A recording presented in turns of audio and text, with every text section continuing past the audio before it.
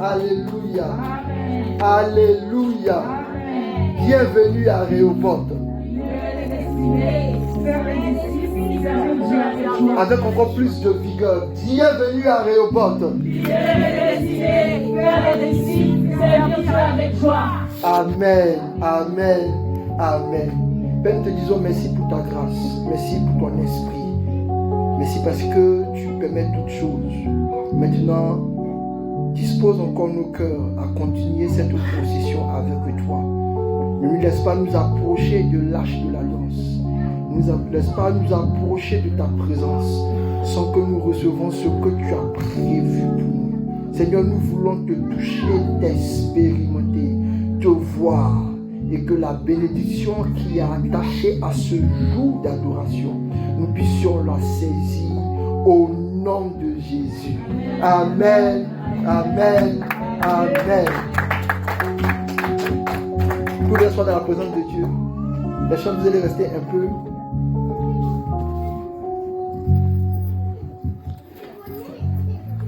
En 2024, l'évêque a proclamé une année de témoignage. Alléluia. Et ce mois de février, nous sommes dans le mois des expériences.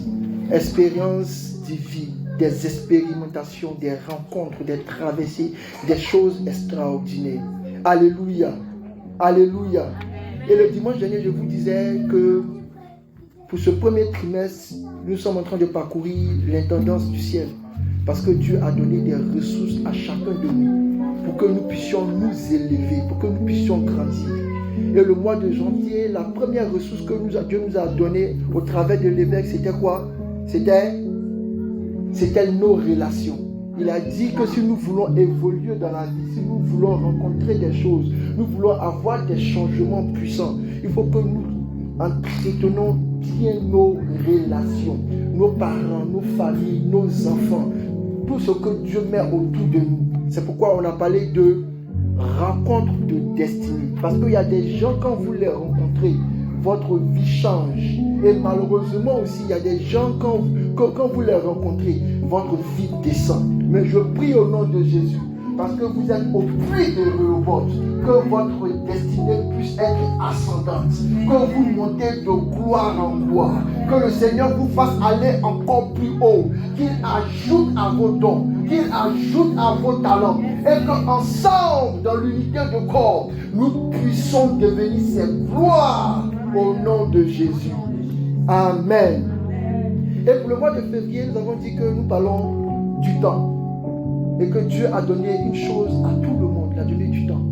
Et il y a un temps pour toutes choses sur la terre. Il y a un temps pour s'aimer. Il y a un temps pour pleurer. Il y a un temps pour toutes choses. Et que ce mois de février, Dieu veut nous permettre de comprendre comment est-ce que nous allons travailler comme les maîtres des temps. Les fils d'Isaac à qui Dieu a donné une intelligence, une sagesse, une connaissance des temps. Pour que nous puissions regarder aujourd'hui où nous sommes en février. Nous puissions regarder en novembre. Parce que Dieu nous a donné la grâce de voir, d'entendre et de comprendre. Déjà de préparer les choses. Pour que novembre soit une réussite. Et cette gestion de temps-là, Dieu nous la donne en ce mois de février. Pour qu'en décembre, nous ayons des témoignages de gloire, des témoignages de promotion, des témoignages d'élévation, des témoignages de joie, des témoignages de puissance, multiples témoignages au nom de Jésus. Ce que Dieu a fait pour moi, je ne peux pas tout raconter. Ce que Dieu a fait pour moi, je ne peux pas tout raconter. Ce que Dieu a fait pour moi, je ne peux pas tout raconter. Il m'a sauvé, il m'a lavé par son sang. Ce que Dieu a fait pour moi, confesse-le. Je ne peux pas tout raconter. Ce que Dieu a fait pour moi, je ne peux pas tout raconter. Ce que Dieu a fait pour moi, je ne peux pas tout raconter. Il m'a sauvé, il m'a lavé par son sang. Ce que Dieu va faire pour toi. Ce que Dieu a fait pour moi, Yes. je ne peux pas tout raconter. Ce que Dieu a fait pour moi, Seigneur, je te bénis. je ne peux pas tout Parce que tu m'as saisi ô Père, dans les bassesses de ce monde. Et tu m'as fait monter dans ta présence.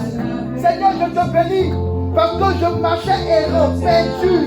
Mais tu m'as appelé dans ta maison. Seigneur, je veux te bénir parce que je marchais sur le chemin de la mort. Et tu as mis un stop. Tu as dit non, ta destinée, ce n'est pas la mort. Et tu m'as donné la vie. Seigneur, je veux te dire merci. Je veux rendre témoignage de ton amour. Parce que je n'avais rien. J'avais faim. J'étais pauvre. J'étais malade. Seigneur, je souffrais. Je pleurais. Mais tu es venu vers moi, plus qu'un bon samaritain. Tu m'as touché dans ma maladie. Tu m'as guéri. Tu m'as touché dans ma pauvreté. Tu m'as enrichi. Tu m'as touché dans mon esclavage. Tu m'as libéré. Je suis affranchi. Ah!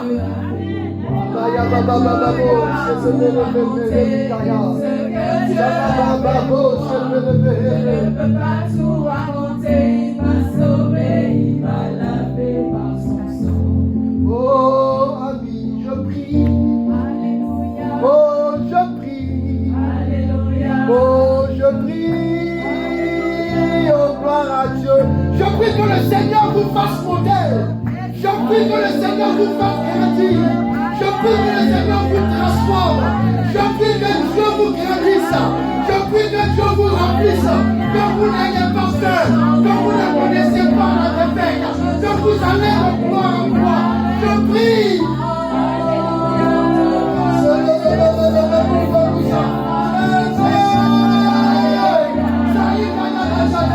Seigneur, je veux te prier pour les vôtres. Je veux te prier pour les vôtres. Je veux te prier pour les vôtres.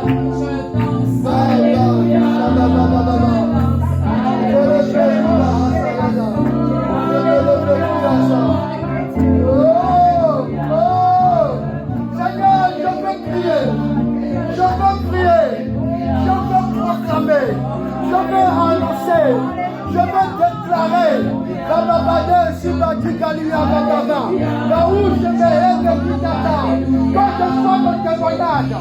je sois mon témoignage, et que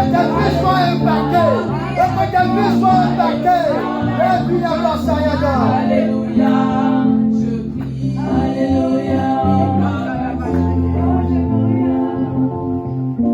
Alléluia, ah Seigneur ta grâce, Alléluia, tu as tellement fait pour moi.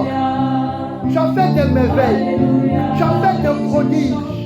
Des choses qui ont dépassé mon entendement. Tu as fait des miracles extraordinaires. Tu as corrompu, modifié, changé les programmes des médecins et des scientifiques. Seigneur, tu m'as pris à ma mamelle. Et tu as dit dans ta bouche, je mettrai des paroles. Dans ta bouche, je mettrai des paroles. Et tu as confondu les sages de ce monde. Tu as confondu les intelligents de ce monde. Et tu as donné ta vie. Tu as donné ta parole.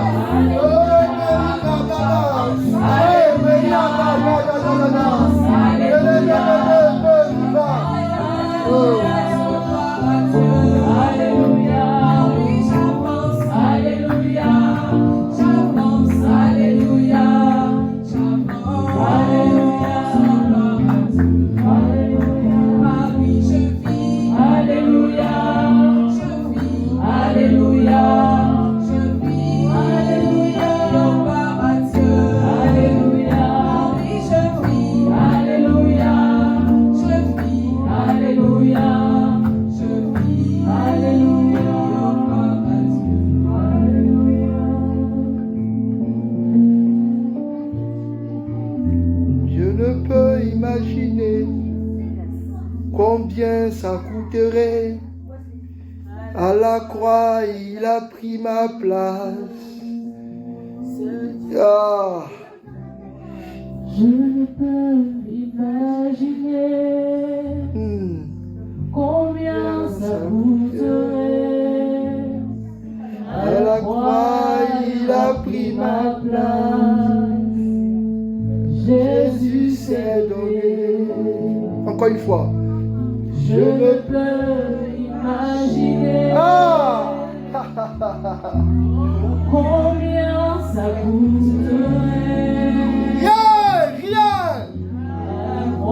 Rien ne peut être suffisant pour dire merci à Dieu. Pour ce qui s'est donné pour moi, qu'il a éradiqué à mes péchés, mes transgressions. La loi a dit, ton chemin, ta destination, ton repos, c'est l'enfer et le feu. Mais il s'est levé lui. Il a dit, je me donne pour toi Nathan. Je me donne pour toi Réhoboth. Il a regardé comment le Satan, le diable, nous a malmenés. Et par ses meurtrissures, il nous a guéris. Il a vu comment est-ce que nous étions en train de bâtir à l'abattoir. Il s'est levé et il a brisé nos chaînes. Il nous a libérés et il nous a fait rentrer dans la maison du Père.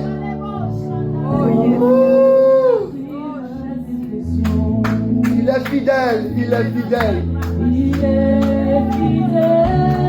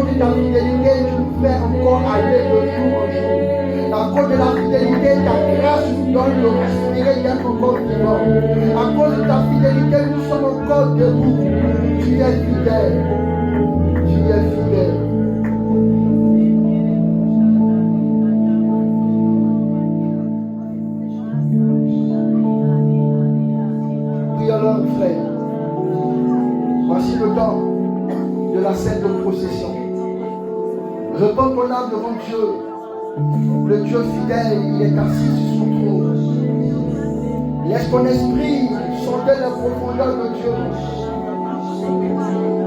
Unis-toi au cœur de Dieu.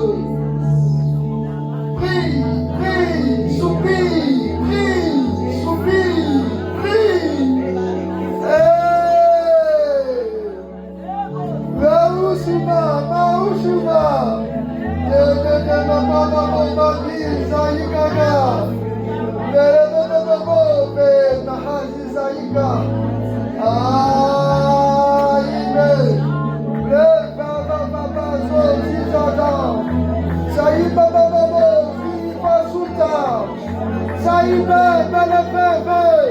C'est le temps de la moisson.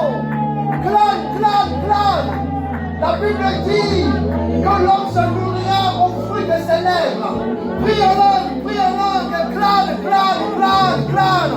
Le ciel te fait rentrer dans le trésor de Dieu. Le ciel te fait rentrer dans le trésor de Dieu. C'est le temps de clamer, clamer, clamer.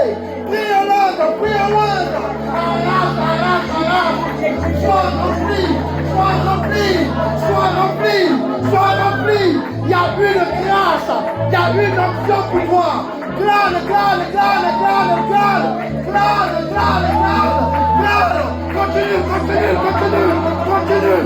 Attire à moi, attire à moi, attire à moi, attire à moi, attire à moi, attire à moi, attire à moi, attire à moi, attire à moi, attire à moi.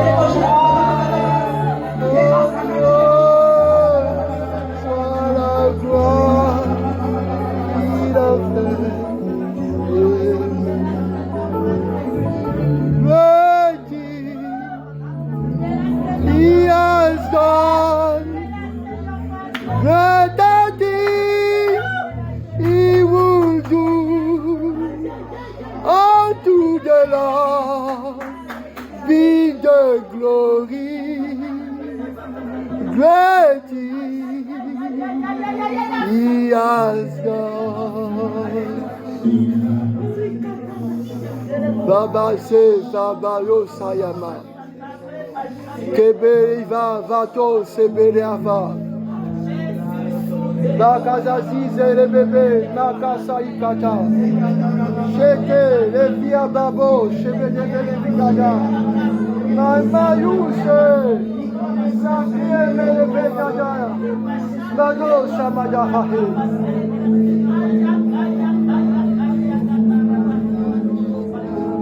Je fais tomber la pluie, dit le Seigneur. Je fais tomber la pluie, dit le Seigneur. Je fais tomber ma pluie, dit le Seigneur. Je fais tomber ma pluie, dit le Seigneur. Je fais tomber ma pluie, dit le Seigneur. Voici la pluie de l'arrière-saison. Entends-tu le bruit de cet orage qui s'annonce? Entends-tu le bruit de cet orage qui s'annonce? J'amasse les cieux, j'amasse les cieux, j'amasse les cieux au-dessus de ta tête.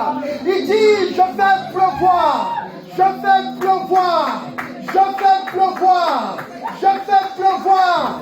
Babado Sika, Wele, Shaiba,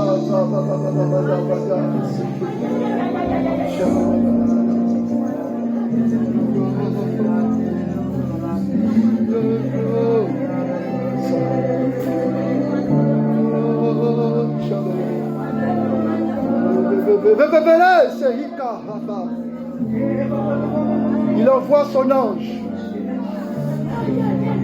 Il envoie son ange. Le ciel s'amasse pour toi. Le ciel s'amasse pour toi. D'agréables surprises, d'excellents dons sont en train d'être relâchés. Bakavasa KTV, Madaye Veve Kiabado, Sebekete, Sababa Baba Baba Baba Baba Baba, Ke, Lia Sahibaba, Sabadabado, Seke,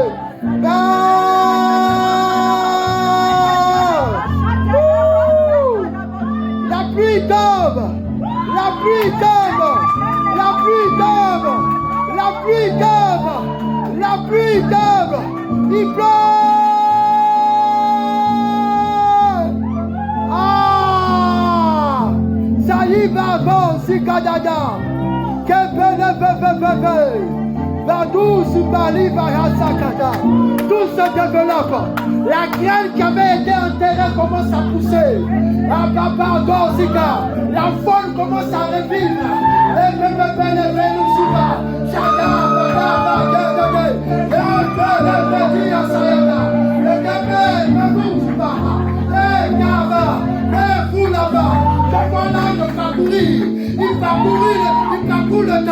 Il parcourt le temps. Et derrière lui, il y a comme une traînée de grâce. Il pleut. Il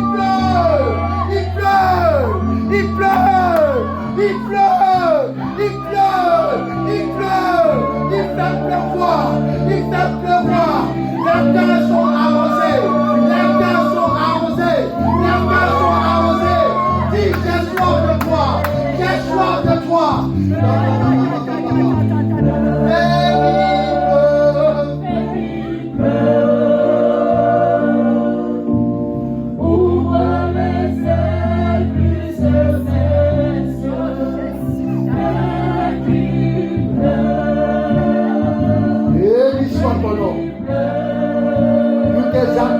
Salmodion.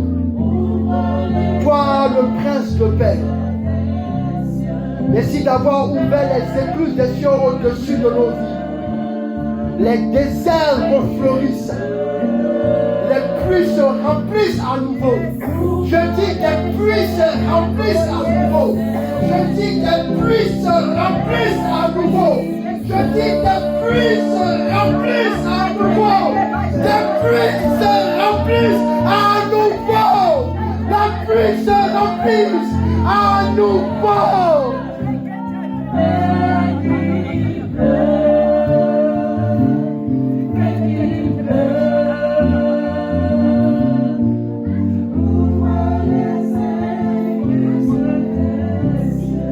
Merci Seigneur pour ta grâce.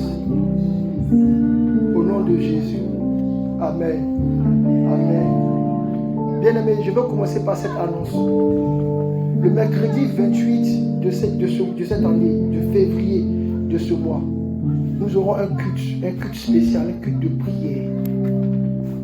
Et le Seigneur veut travailler. Nous allons avoir un culte avec le pasteur Vessian, un culte d'onction, un culte de puissance. Pour que le Seigneur mette sa main dans vos côtes, qu'il mette sa main sur votre tête, qu'il vous touche, pour que les choses soient transformées.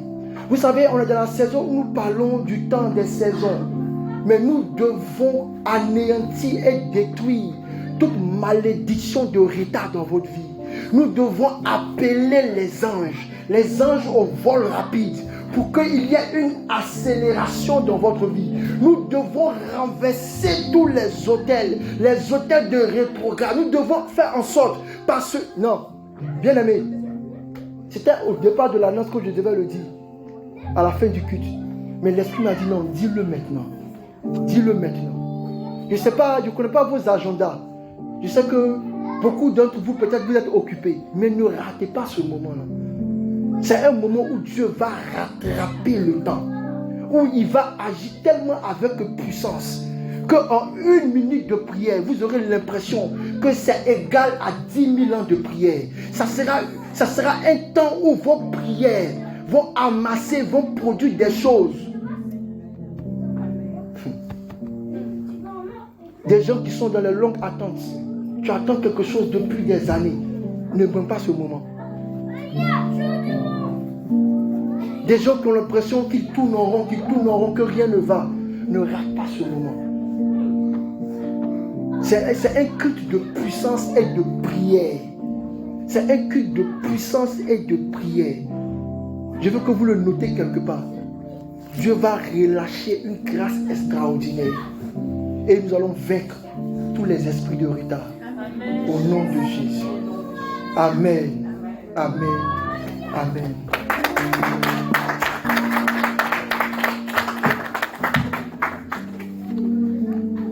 Amen. Avant de rentrer dans mon thème, si vous me permettez, je vais faire une petite parenthèse. Amen. La seconde minute, la dernière me disait, mais pasteur Nathan, tu as commencé le truc, tu as dit qu'on a déjà fait, et puis tu nous as laissé comme ça. Donc aujourd'hui, quand j'étais en train de crier, je me suis dit, je vais faire une petite parenthèse de 2 minutes dessus. Ça sera très rapide. Même si vous n'avez pas compris, gardez-le dans votre esprit. La chose la plus importante, c'est que dans le processus de la croissance spirituelle, vous devez amasser une quantité d'informations. Et chaque fois que vous serez dans des dispositions ou des situations bien précises, le Saint-Esprit va vous connecter à cette information.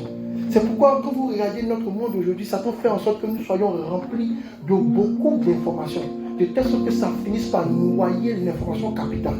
Mais je prie au nom de Jésus que ce culte-là vous amassez autant d'informations.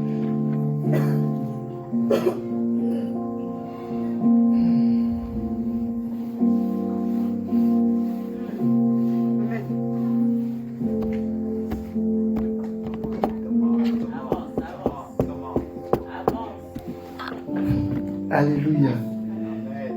Ok. On fait le culte. Vous êtes avec moi, non? Amen. Ok, on fait le culte. La première parenthèse, c'est le mystère de l'héritage. Je vous disais la dernière fois que pour posséder un héritage, il faut comprendre les 3 dimensions de l'héritage. Par défaut, on parle du droit d'aînesse, mais je vous disais que le droit d'aînesse n'est pas forcément ce qui va donner l'héritage. Quand vous lisez la Bible, vous vous rendez compte de beaucoup d'histoires que Dieu a fait tout pour que nous puissions comprendre le mystère de l'héritage. Quand vous regardez la vie de Caïn, de Abel et de Seth, vous comprenez le mystère de l'héritage. Quand vous regardez la vie des fils de Jacob, la Bible dit que Jacob avait 12 fils, mais quand il commençait à les bénir, il a béni chacun selon la prophétie que Dieu a annoncée. Amen.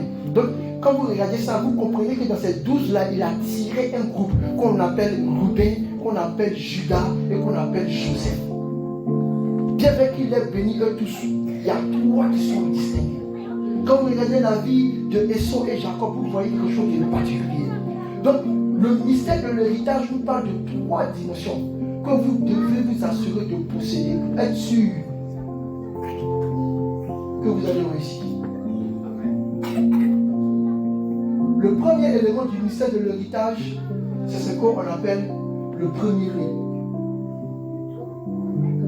Dès que le premier-né est dans la dimension naturelle, dès que vous êtes premier-né, il y a une grâce particulière sur votre vie. Regardez, Dieu dit à Israël que tous les premiers-nés me seront consacrés. Moi, c'est ma partie. Par défaut, quand tu es le premier-né de ta maison, Dieu est déjà pour toi. Avec des comment travailler avec pour échouer.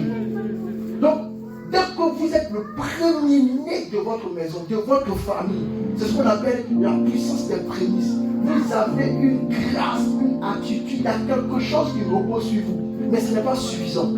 Parce que j'ai regardé la vie des premiers-nés. Ils ont fini par dilapider et par perdre leur héritage.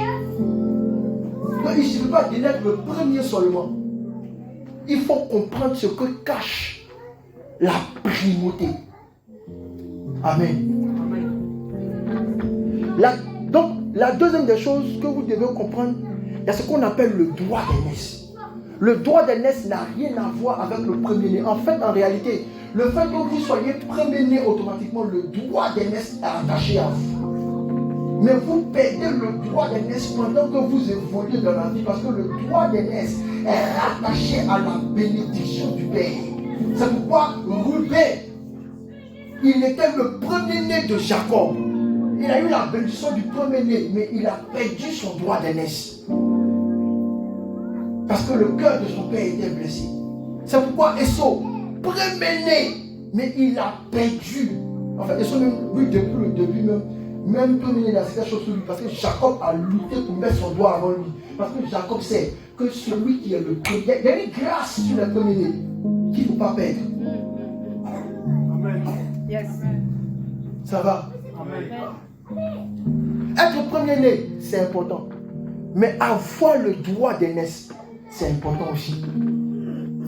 C'est ce qui fait que dans la bienséance de l'église, quand on va faire l'organisation, on va dire Pasteur Nathan. Mais le jour où Pasteur Nathan va perdre le droit d'aînesse, quelqu'un d'autre va se lever. Parce qu'il y a une malédiction aussi qui est attachée au premier-né. La Bible dit que si vous commencez bien et que vous ne terminez pas, les premiers finiront par être les derniers. Et à cause de ça, quand vous commencez quelque chose et que vous avez l'esprit du premier-né, vous devez éviter tous les obstacles qui vont vous déconnecter. Parce que tu es premier-né, Dieu te visite le premier. Mais si tu as raté la visitation de Dieu, les premiers seront les derniers. Le droit d'aînesse, il se cache dans la relation que vous avez avec celui qui bénit. Donc il ne suffit pas d'être les premiers. Il faut aussi entretenir cette relation avec le père de la maison. Parce que tu peux être le premier à servir à Rehoboth. Mais quand le père veut bénir, si le premier nom qui rentre de son esprit, ce n'est plus le nom du premier-né, c'est celui avec qui il a tissé une relation, il va posséder le droit d'aînesse. C'est pourquoi quand vous regardez l'histoire du fils prodige, la Bible dit que le fils prodige, il est parti, son frère est resté. Il a toujours agi comme le premier-né, comme un serviteur. Et il dit un truc à son papa, ton fils est venu, tu m'as oublié. Parce que le problème des premiers-nés, c'est qu'ils souvent ils s'oublient, ils restent dans la posture du serviteur. Alors qu'ils doivent avancer. La Bible dit que aussi longtemps qu'un enfant est comme un enfant est dans la maison de Dieu, il sera comme un esclave pour devenir un serviteur, quand il ne devient pas un fils. En fait, c'est dans le monde spirituel, ce sont les fils qui héritent. C'est ça un peu le droit d'aînesse. C'est pourquoi quand Élie parlait à Élisée, il dit, je veux la double portion de ton esprit. En fait, il dit, je veux le droit d'aînesse. Élie lui dit, mais Élisée, c'est difficile. Pourquoi c'est difficile? Parce qu'en fait, derrière toi là-bas, il y a encore des fils de prophètes, des gens qui étaient les premiers de mon école. Quand j'étais pris sur mon cas à quelques moments, il dit, si tu me vois pas, si tu es connecté à moi, moi je te garantis une chose, que la blessure va tomber sur toi. Les autres qui étaient premiers étaient restés derrière le județ. Le droit d'aînesse vous envoie à embarquer et à traverser le județ. La troisième chose, c'est ce qu'on appelle le porteur du flambeau. C'est la plus belle des choses que j'ai découvert dans la Bible. La Bible dit que Adam avait 3 enfants, Caïn, Abel. Et Caïn a tué Abel. Dieu console Ève. Il lui donne Seth, qui est le porteur du flambeau, de ceux qui vont avoir l'alliance. La Bible dit que Ruben a perdu la bénédiction, mais Judas a gagné le trône. Mais Jacob a dit, celui qui va porter le flambeau, celui qui va envoyer notre pays, notre ville, Israël plus loin, c'est Joseph. Il y a un secret dans le monde spirituel qui fait qu'une seule personne, elle peut porter ces 3 grâces. Parce que Jésus, il est le premier-né des fils de l'homme. Amen. Pierre est venu en deuxième. Mais en fait, il était le premier de toutes choses. En plus encore, il rentre dans le droit d'aînesse. La Bible dit que Dieu dit, celui-ci est mon fils bien-aimé, en qui j'ai mis toute mon affection. Donc là, on nous tous dans le royaume des dieux, même si on est devenus tous héritiers de Christ, là, Jésus est distingué parce que le cœur de Dieu est sur lui. Il a le droit d'aînesse. Il y a une grâce que Dieu a déposée en lui. Et puis en plus maintenant, Jésus est un flambeau. Parce que la Bible dit qu'il a crié. Il dit, moi, c'est moi qui vous conduis au Père. À part moi, il n'y a plus rien. Pourquoi je parle de ça? Parce que quand j'en parlais, j'ai pensé à un héritage. Je me suis dit, parce que c'est le jeu compliqué. Avance. Ok. Quand il parlait de ça, je me suis dit, il y a un héritage quelque part. Que tu dois commencer à pousser. Voilà, tu parles. Mais tu vas te demander, parce que tu as été pionnier de quelque chose. Tu comprends de quoi il parle? Le fait que tu sois pionnier de quelque chose, de cette chose-là, fait que tu as déjà une grâce. Mais ce que Dieu attend de toi, c'est que tu rentres maintenant dans un niveau de connexion qui va faire maintenant que le droit d'aînesse va tomber sur toi. Ce qui va te raciner. Le droit d'aînesse qui vous donne le droit de régner. Et Dieu veut que tu règnes.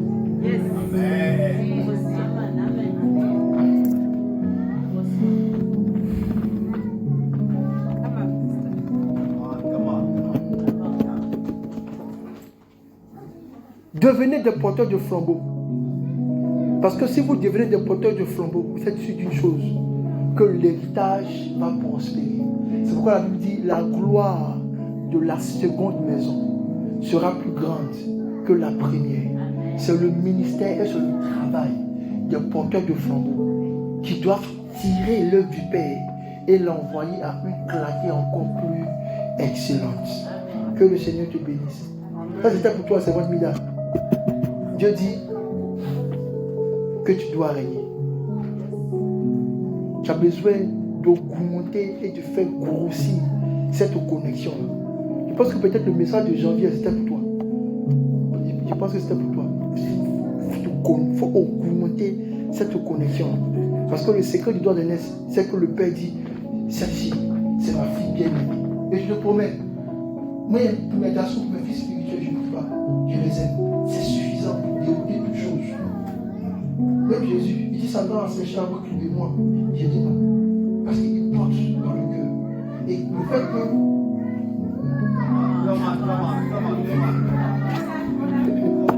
oh, Seigneur, ta grâce. Amen. Vous vous souvenez, le dimanche dernier, on a parlé des 9 femmes qu'il faut fuir. Vous vous souvenez de ça? On a fait combien? On a fait 5. Je vais vous donner les 4 autres. Mais, comme ma femme m'a dit, ma femme m'a poussé à la maison. Elle dit, mais pour les hommes, j'ai venu vous parler des 6 hommes qu'il ne faut jamais rencontrer. Amen. Donc on va terminer avec les 4 autres femmes pour faire les 9. Pour rappel, on a parlé de Jézabel, on a parlé de Vashti, on a parlé de Dalila, on a parlé de Athalie, et puis on a parlé de la femme Python, la femme avec l'esprit de Python. Aujourd'hui, je vais vous parler de Gomère. Dites avec moi Gomère.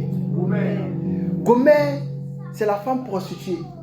C'est celle que le prophète Osée a mariée. Gomère, c'est la femme que en tant que prophète, Dieu t'a instruit, Dieu t'a béni.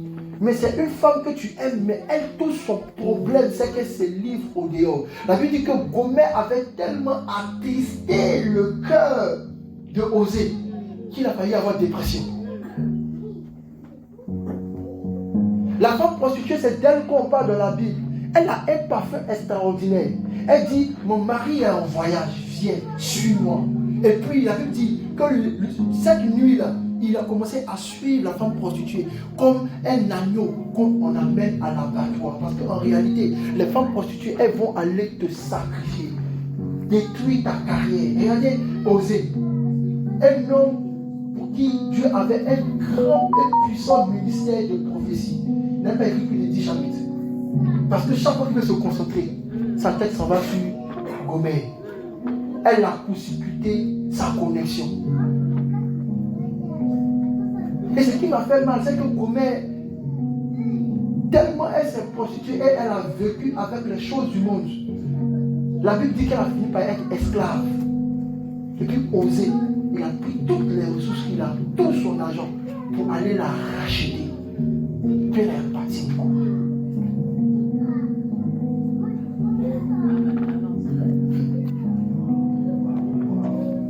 Gomère, c'est elle qui donne la souffrance aux prophètes. C'est pourquoi si vous avez un moto prophétique, vous êtes béni. Mais si vous avez un ministère prophétique, débrouillez-vous, ouvrez vos yeux. Parce que celui qui s'est mal marié, il a détruit son ministère. Demandez à tous les prophètes. Vous allez voir, beaucoup de prophètes qui sont très chargés en feu sont des personnes qui, tant que la femme était mauvaise, je n'ai pas dit ça, je n'ai pas dit ça. Mais il y avait un esprit de Gomère quelque part.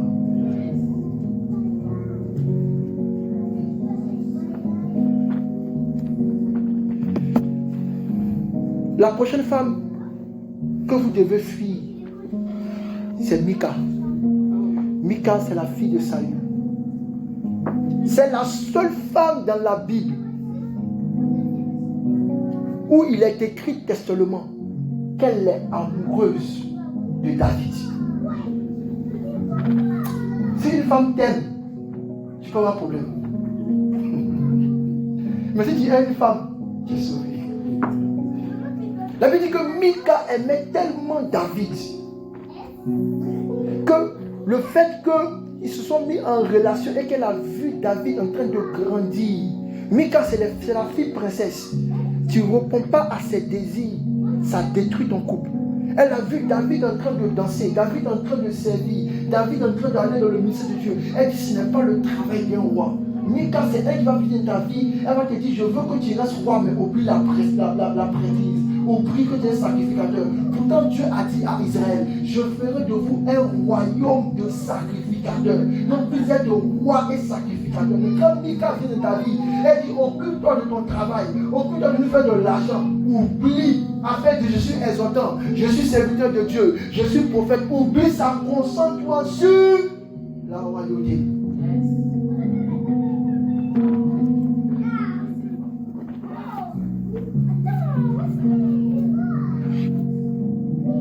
Et Mika, son amour s'est transformé en mépris.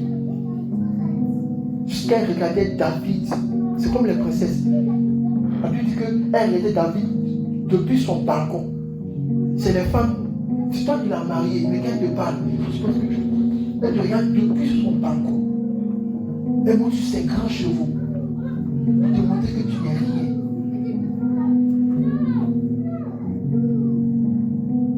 Dieu a fermé son sein. C'est l'une des femmes pour lesquelles Dieu a fermé le sein. Et son père Saül était devenu ennemi de David. Il a pris. Il a remarié.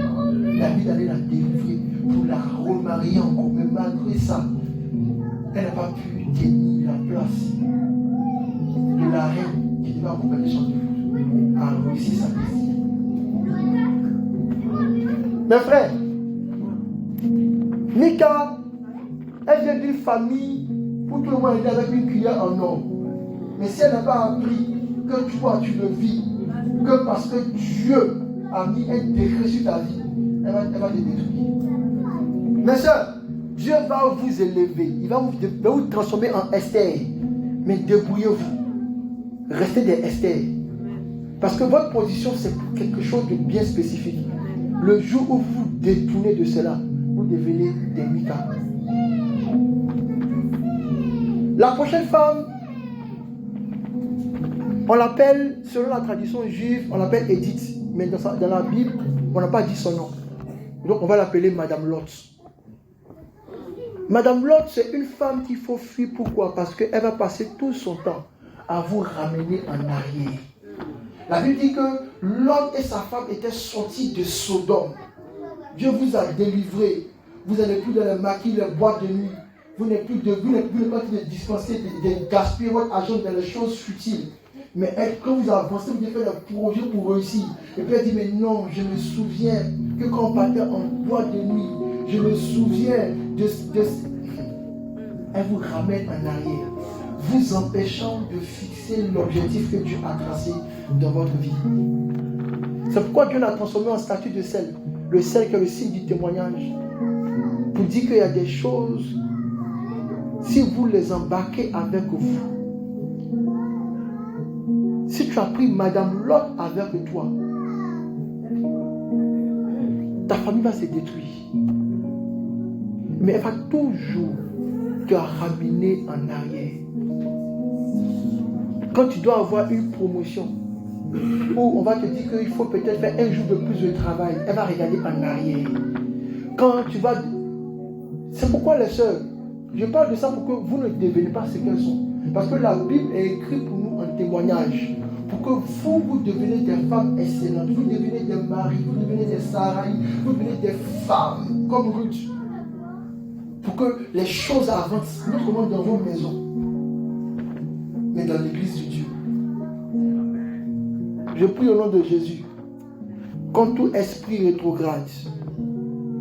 Et c'est contre l'esprit de Madame Lot là qu'on va prier aussi le mercredi là. Pour tous ceux qui aiment regarder en arrière. Alors que Dieu a... Regardez comment ils ont tourné en rond dans le désert, le peuple d'Israël. Moi j'étais étonné. Mais c'est doux quand même. Hein. Parce que quand je suis venu en France, on va faire ça. Parce que je dis, tu as fait du temps, puis je le disais. Mais on dit le peuple d'Israël, il regrettait les concombres et les melons. Il dit, ah, Israël aussi.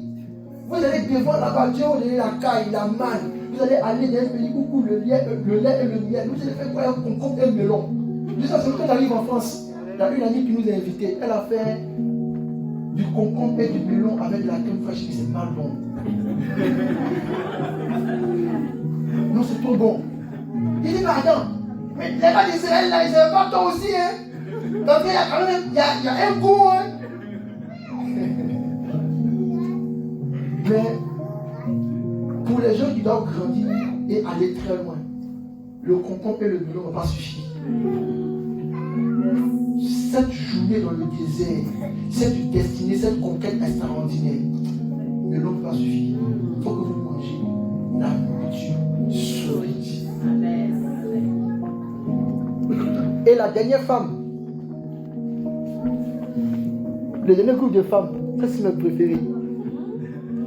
Parce que on les appelle les pleureuses. Il y en a plusieurs histoires dans la Bible, mais l'histoire qui me plaît, c'est celle de Jésus. La Bible dit Jésus était éprouvé. Il avait porté sa croix sur le chemin de Dolorosa. On le frappait, le soleil. Peut-être qu'il a commencé à avoir palu, ou il commence à faire froid, mais il fait chaud. Et puis il y a des femmes qui sont venues. Oh Jésus, oh Jésus, oh Jésus. Je pensais que Jésus a dit, hey, que le Seigneur vous bénisse. Il les a regardés.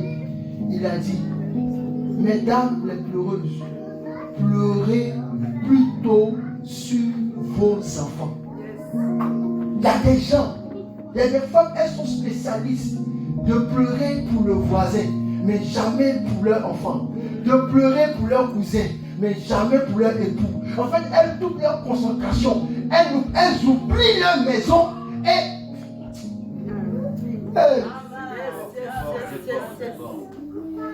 Il dit pleurez plutôt sur vos enfants. Moi, je suis le fils de Dieu. Dieu a déjà commencé à pleurer, ça me suffit. Vous n'avez rien changé. C'est les femmes que vous êtes avec elles, que vous êtes dans la période d'épreuve. Pendant qu'il va avoir la gloire, il n'a seulement que 2 jours, il n'a seulement que 1 mois où l'épreuve va se terminer. Et puis il aura une promotion. Elle vient, elle commence à pleurer. Oh, c'est difficile, n'avançons plus. Ce n'est pas l'endroit où on doit être. Je ne sens plus. Et puis tu les as écoutés.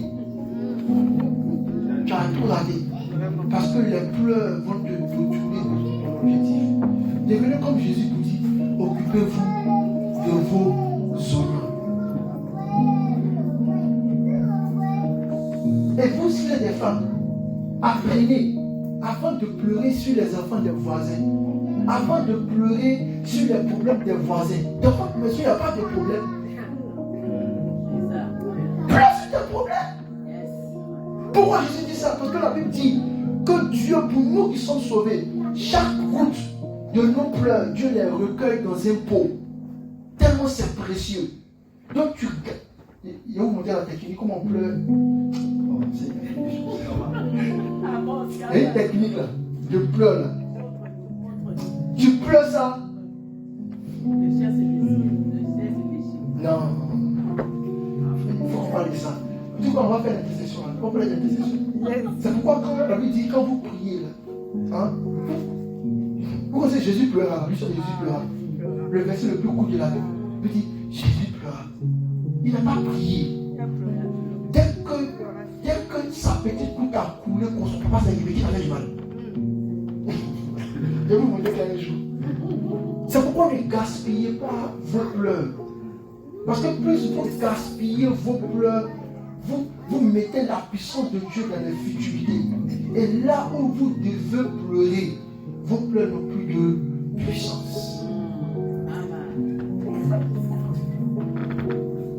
Si vous êtes une femme qui était habituée à pleurer, chez nous on dit attrape ton cœur. Tes larmes doivent être tellement précieuses que quand tu pleures, quand ça touche la terre, en fait les larmes, dans le monde spirituel, tout ce qui est liquide, tout ce qui est eau, est une puissance de parole. C'est pourquoi vous voyez notre bouche là, notre langue là, il y a la salive dedans. Parce que la Bible dit que Dieu a remué quoi? Il a remué le ciel et il a séparé les eaux. C'est ce que ta langue fait. Chaque fois que tu parles, tu sépares le ciel et la terre par ta langue. Puis tu fais sortir une parole. C'est comme ça que tes pleurs là sont comme la pluie. Si elles tombent sur une terre, mais lisez la Bible, vous allez voir. Il y a des gens, la Bible dit que David, il a pleuré sur la vie de Jonathan. Les pleurs de David sur Jonathan ont accéléré la marche de David pour qu'il sorte sur le trône. Parce que vous savez qu'entre David et Jonathan, il y a ce qu'on appelle les destinées parallèles. Ça veut dire que Jonathan enlève son manteau et son épée et le donne à David. Donc le fait qu'il ait pleuré, il a acte. Parenthèse fermée. C'est la dernière femme, ça fait les 9. Ok? Maintenant on parlait des 6 hommes qu'il faut fuir. 9 c'est le chiffre de la femme et 6 c'est le chiffre de l'homme. C'est pourquoi la femme, normalement, en 9 mois, elle enfante un joli bébé. Tu vois? Elle est dans la gestation de la création. Et puis 6 c'est le chiffre de l'homme parce que le 6e jour, Dieu a annoncé à la terre que le prince allait arriver. Donc il y a 6 hommes qu'il ne faut pas croiser. Quand ils commencent à arriver, que le Saint-Esprit dit, tu changes ton chemin. Il ne faut pas faire croisement de chemin avec eux. Le premier dont je vais vous parler s'appelle Nabal. Vous connaissez Nabal? La Bible dit que Nabal avait marié une belle femme qui s'appelle Abigail. Elle était tendre. Elle était douce. Ça m'étonne comment est-ce que dans nos églises, de belles Abigail se retrouvent avec Nabal. Le monsieur, il est méchant, il est mauvais, il est dur, il est colérique, il est violent. Mais sa femme s'appelle Abigail. Ah! Ça ne doit pas marcher. Malheureusement, dans le chemin de son mariage, Abigail a croisé Nabal, alors qu'elle aurait dû croiser David. Mais Dieu a transformé ce croisement. Et la Bible dit que Dieu est venu, il a secoué le cœur de Nabal, il est mort. Et Abigail est devenue la femme de David. Et comme il dit au mari, il fallait dire les choses du ça. Moi, ça m'est arrivé. Mon épouse, qui était à l'époque ma fiancée, ça m'a fait mal. J'étais quand même très dur. Très dur. Et le Seigneur me disait, Nathan, tu te comprends comme Nabal. Tu comprends les choses. Je ne sais pas c'est quoi. Donc, tu vas lire. Donc, je dis à ma femme, ok, donc on se retrouve à l'église là, on va prier pour vous, ça, Dieu va parler de quelque chose que j'ai dans la vie là, on va aller lire Nabal. Je dis, tiens, j'ai lu sur Nabal. Il dit, Seigneur, t'es sûr que moi, je suis comme ce gars là, méchant, mauvais, dur. Il dit, mon fils, dans le moment que tu t'es géré ta relation, tu vas finir ta vie comme ça. Ah, j'ai pleuré. J'ai demandé pardon à ma fiancée, qui est ma femme maintenant. Je lui ai dit, ah, je suis désolé. Est-ce que j'ai été comme Nabal? Elle a dit non, mais les choses sont que tu es un peu trop dur. Je lui ai dit, c'est pas ton faute. Si c'est dur, il faut me dire. Mais il ne faut pas que. Parce que si Dieu m'a tué, il m'a dit. C'est ça que Dieu prophétise toi. Il dit, Nathan, je peux t'enlever et donner un autre mari à ma Abigail. Soit tu deviens David maintenant, toi-même, de gré ou de force. Soit tu t'en vas. J'ai prié une prière de repentance, une prière de reconversion, une prière de régénération. Le lendemain, comme ça, tu nous vois à la pizzeria au glacier. Sinon, David est sorti dans le monde.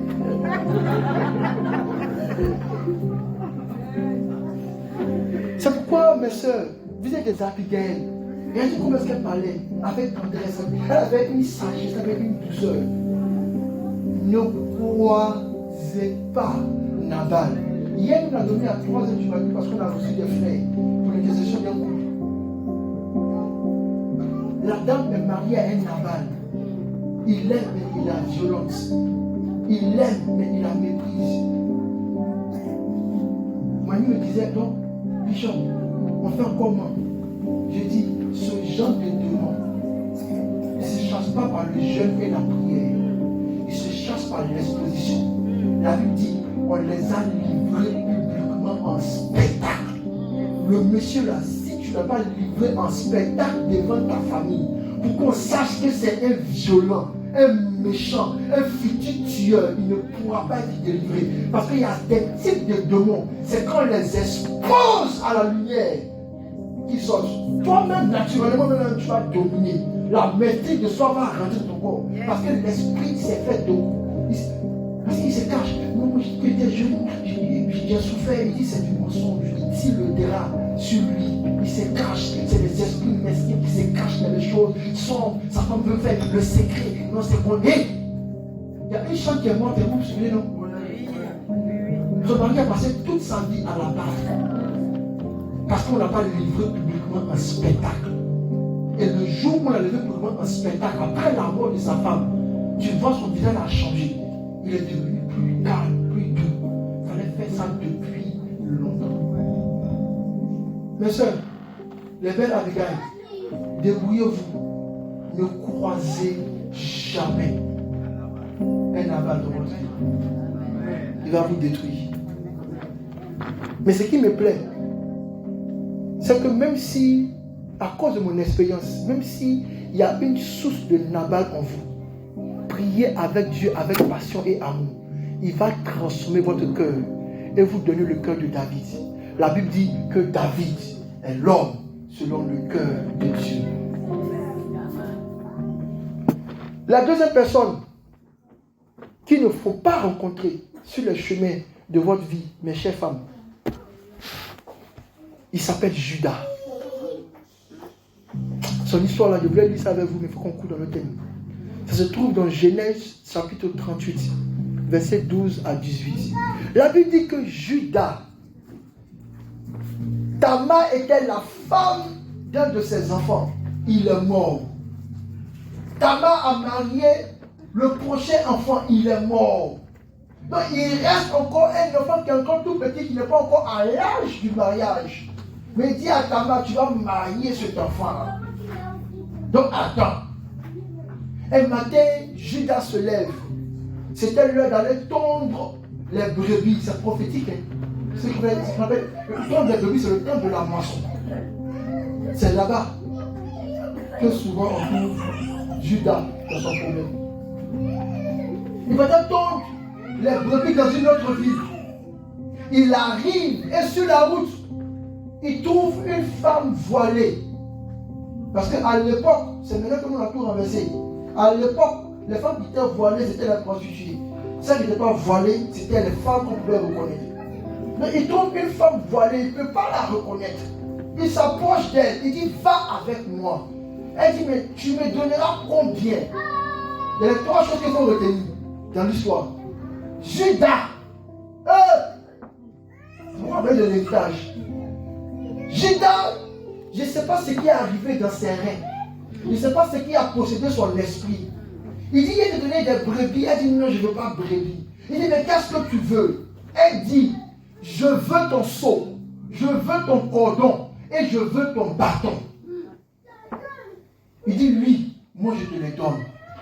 Les femmes qui ont marié les Judas, c'est les gens qui, bêtement, vont investir tout leur héritage, toutes les grâces dans les choses qui n'ont pas de valeur, qui vont dilapider. Et elle dit ton seau, ton bâton et ton cordon.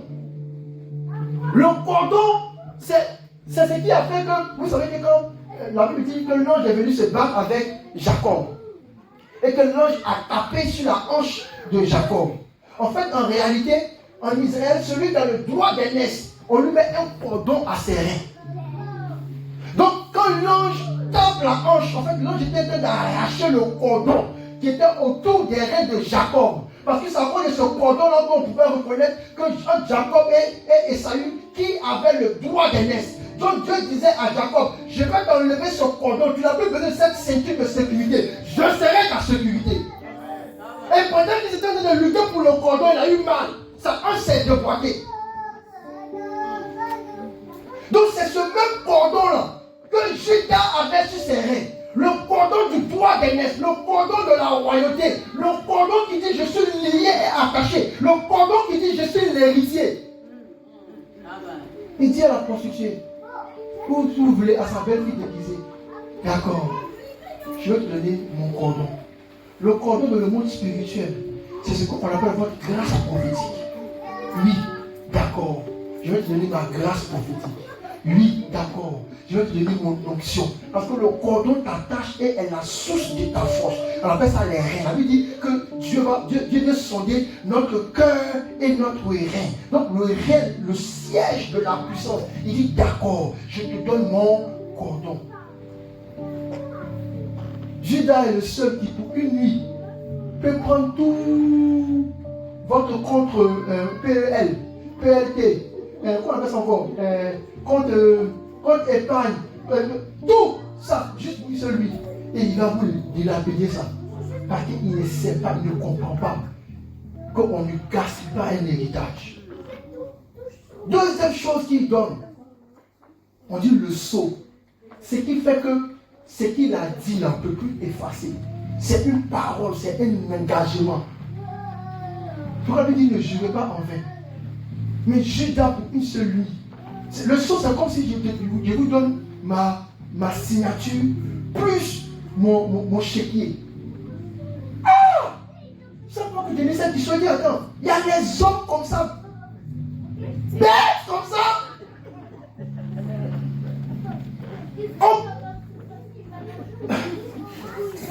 On peut perdre tout son sens comme ça.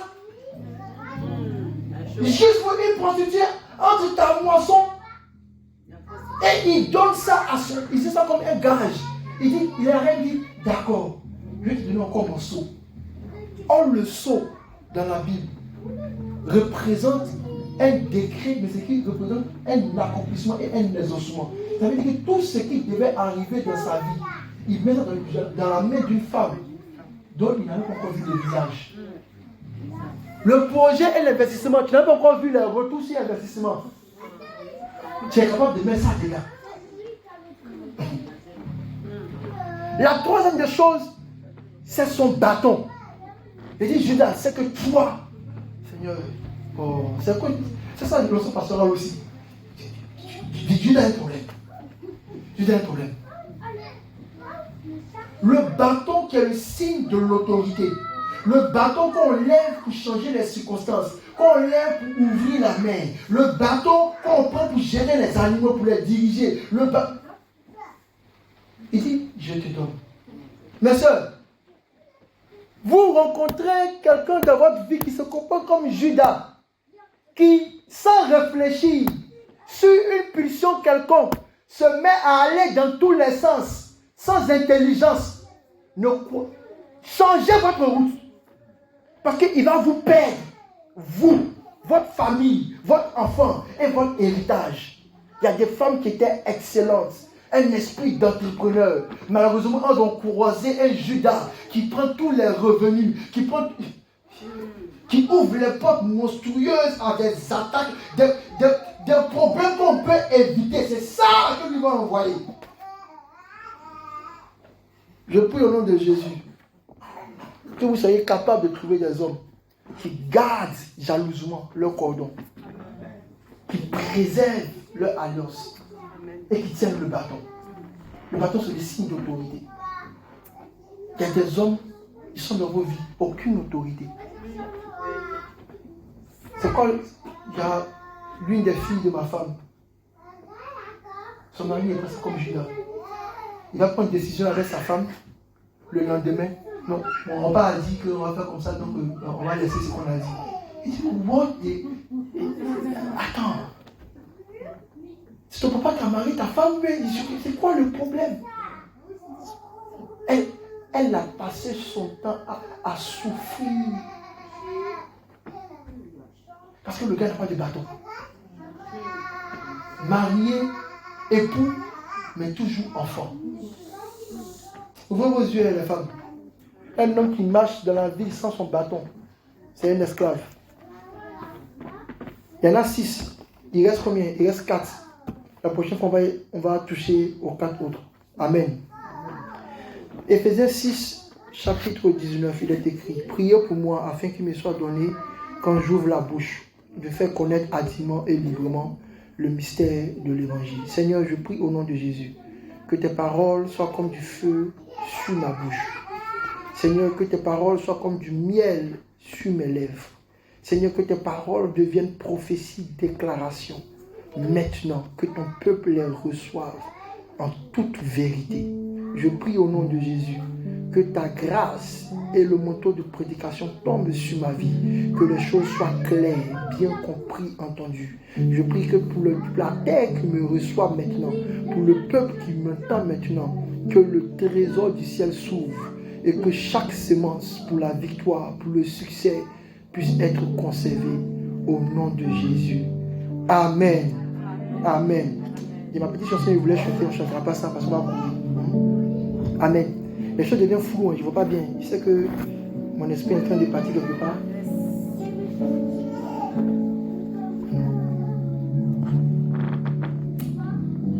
Va attraper l'onction là jusqu'à mercredi. Là, pour ça, quand on vient, ça sera dans la nuit. On va se tenir ensemble debout. Et on va lire Jérémie. Jérémie chapitre...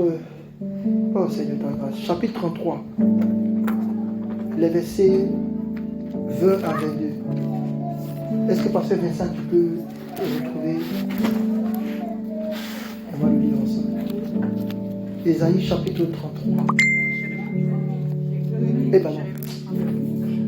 On va faire ça. Jérémie chapitre 33. Désolé, je suis en train de me calmer un peu. Jérémie chapitre 33, versets 20 à 22.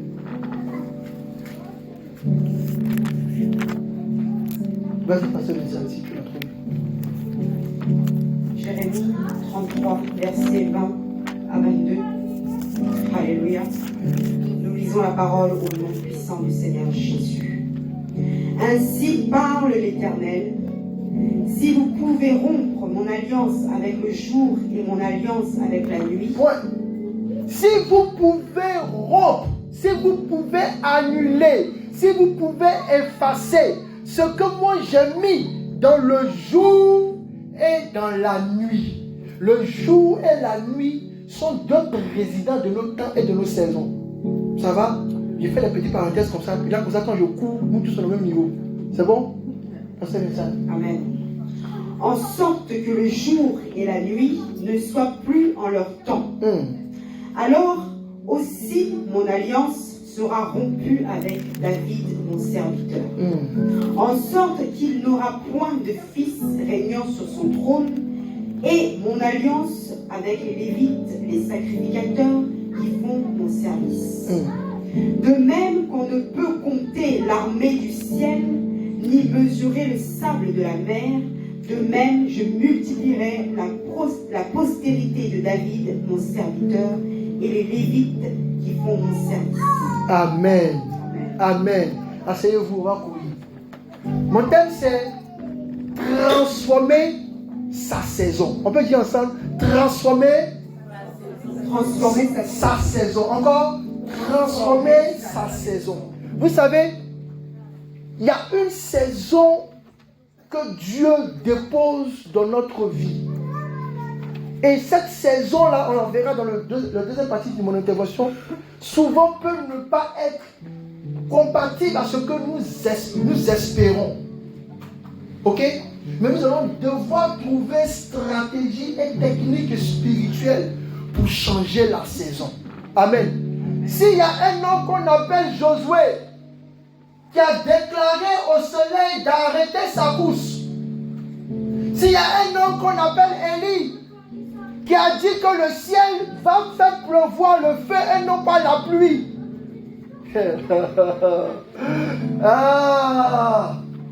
S'il y a un homme qui a contesté avec Dieu, qui s'appelle Moïse,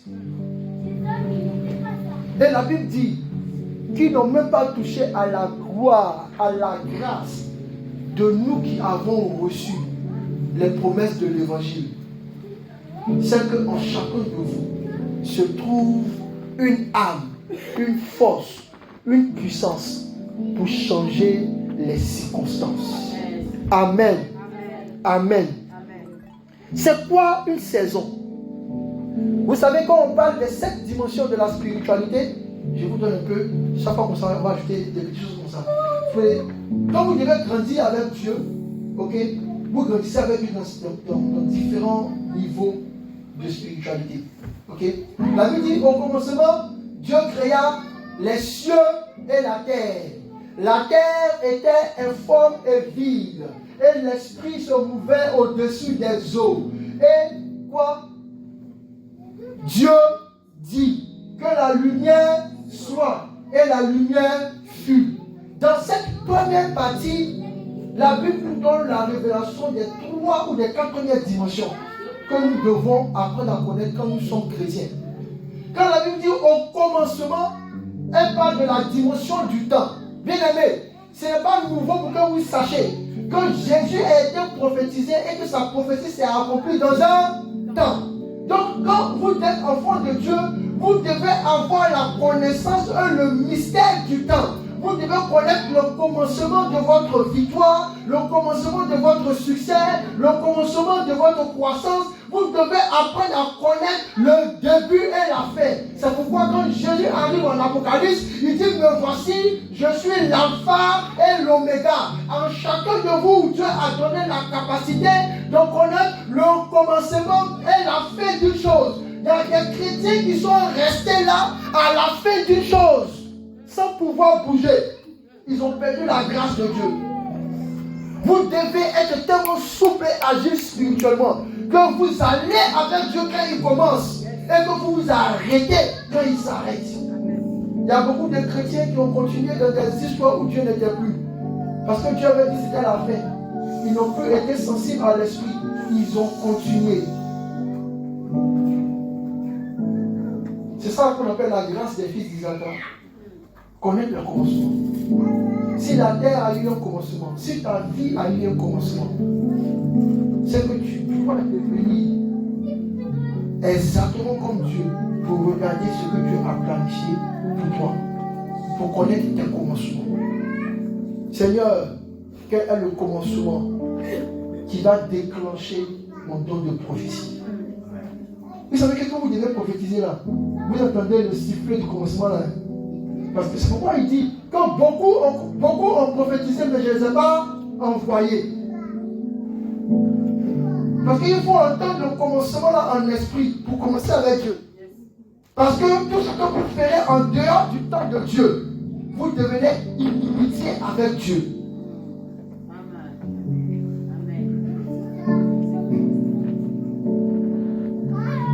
Ça, c'est la première dimension pour tous les chrétiens. La connaissance des temps. C'est pourquoi dans la connaissance des temps, quand vous regardez la vie de Jésus avec ses disciples, quand il était le temps de la passion, c'est la première fois que j'ai vu Jésus accepter, comme on dit ça, Jésus un peu fâché. Il dit, jusqu'à quand je serai avec vous? Parce que je savais que la dernière parabole qu'il venait de leur donner, il devait être capable de comprendre. Parce qu'on n'est plus dans le temps de l'enseignement, on est dans le temps de la passion. Est-ce que vous savez discerner le temps? Ou bien vous voulez que le ciel crie toujours pour vous? Jusqu'à quand tu vas comprendre que tu vas aller dans la prière? Jusqu'à quand tu vas comprendre que tu dois monter dans la méditation? Jusqu'à quand tu vas comprendre que j'ai l'onction prophétique? Jusqu'à quand tu dois commencer à savoir que c'est l'heure de me servir? Pour pouvoir transformer vos temps et vos saisons, il faut que vous soyez capable de tendre et de comprendre la dimension de la révélation des temps. Il y a un temps pour toutes choses. C'est pourquoi la Bible dit au commencement. La Bible nous parle de la révélation de Dieu à un commencement. Et l'Esprit peut vous envoyer au-delà du commencement de la Bible. Et l'Esprit peut vous envoyer au-delà de la fin de la Bible. Parce que vous savez que la Bible n'est pas achevée. Le livre d'Actes, on appelle le livre d'Actes des apôtres. Aussi longtemps qu'il y a des apôtres que Dieu suscite dans la nation, on doit continuer à écrire. Mais on s'est juste arrêté. Parce que dans le livre de Luc et de Marc, la Bible dit ceci. Si on devait... Ça va vous donner? Si on devait chanter, si on devait écrire tout ce que Jésus a fait parmi nous, il n'y aura pas de place pour le conduire. Les temps sont très importants. Un chrétien doit maîtriser les temps. C'est pourquoi le dimanche dernier, je voulais parler de l'horloge biologique. Parce que chacun de vous, vous avez une horloge biologique. Il y a quelque chose que Dieu a déjà mis en vous. Qui fait qu'à cette heure, à cette saison, si vous rentrez dans la... parce que Dieu a écrit son poème, son histoire. Il a déjà écrit toutes choses pour vous. Et il vous a donné en vous quelque chose qui vous fait sentir ça. C'est un instinct spirituel. Quand vous êtes calibré à ça, tout vous réussit. Quand vous n'êtes pas calibré à ça, tout commence à devenir difficile. C'est pourquoi, généralement, les difficultés que nous avons sont la résultante de ce que nous ne sommes pas capables de discerner le temps. Tous ceux qui ont essayé de construire les voitures avant qu'on soit au milieu des voitures, beaucoup d'entre eux sont morts d'accident. Mais aujourd'hui, dans le temps où on a commencé à avoir plus de connaissances, les choses se sont bien passées. Ok? Quand je devais me marier, le Seigneur, pendant que j'avais commencé un tout petit ministère en suivi de prière dans notre quartier, en fait, j'ai transformé le salon pour voir en église. Il quitte le travail, il vient, son salaire est devenu église. Il dit, mon fils, c'est à quoi? Il dit, non, c'est le ministère, Dieu nous l'a fait. Et beaucoup de gens me disaient, mais c'est comment? Tu te maries ou tu ne te maries pas? Donc, je commençais à me poser la question, oui, Seigneur, il faut que je me marie ou je ne me marie pas? Et je suis rentré dans la présence de Dieu. Je dis, Seigneur, je veux me marier. Dis-moi avec qui je me marier. La première réponse que Dieu m'a donnée, il m'a dit, mon fils, tout ce qui viendra avant le temps n'est pas de moi. Tout ce qui viendra après le temps n'est pas de moi. Je vais dire à Dieu, mais tu as dit quoi? Tu m'as rien dit.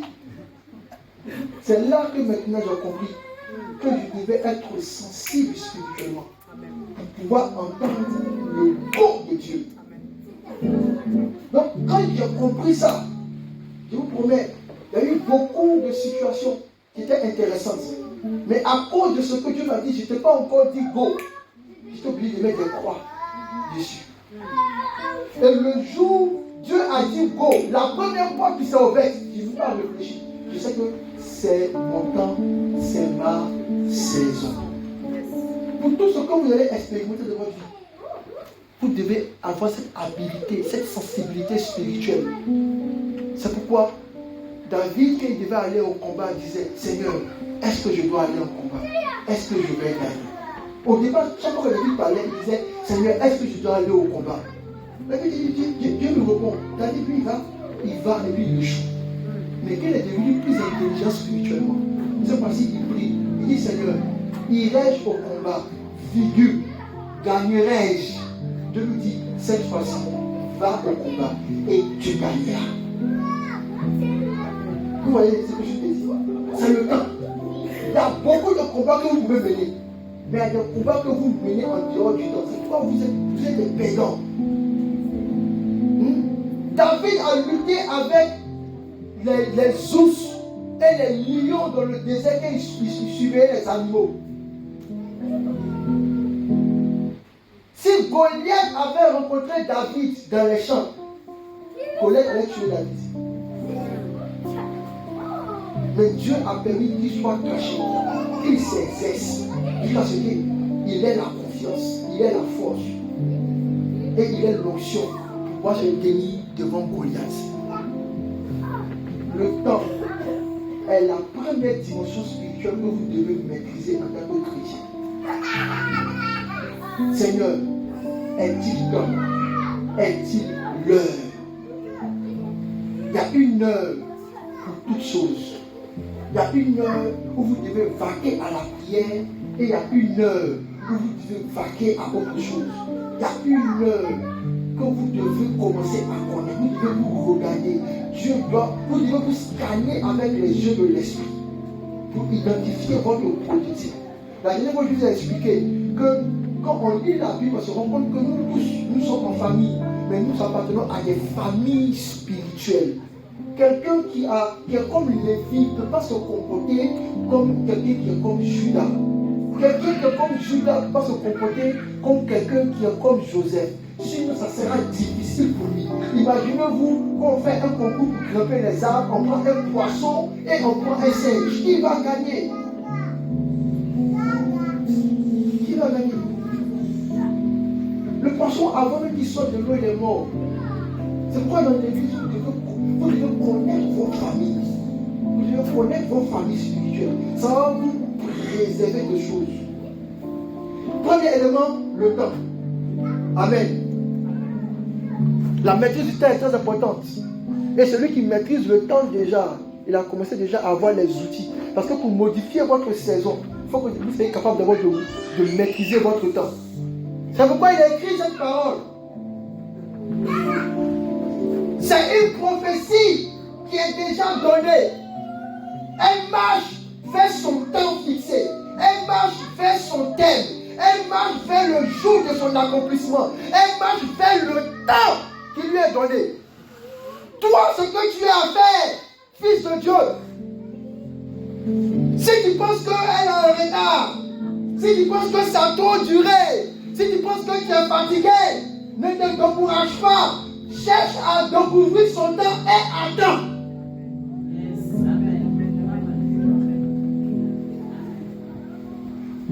Moi, j'ai eu beaucoup de frustration au départ.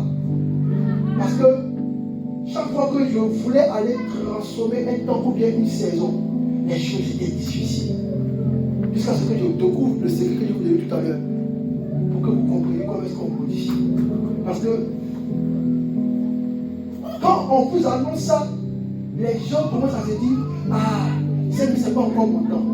Mais en fait, ce que vous ne comprenez pas, oui, c'est pas encore ton temps. Mais la Bible dit chez Dieu, il n'y a pas de temps. Donc si tu es rentré dans la classe de ce qu'on appelle les fils de Dieu, tu transcendes le temps.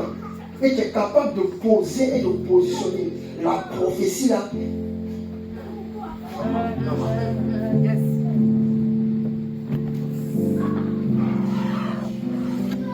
Ensuite, il dit Dieu créa les cieux et la terre.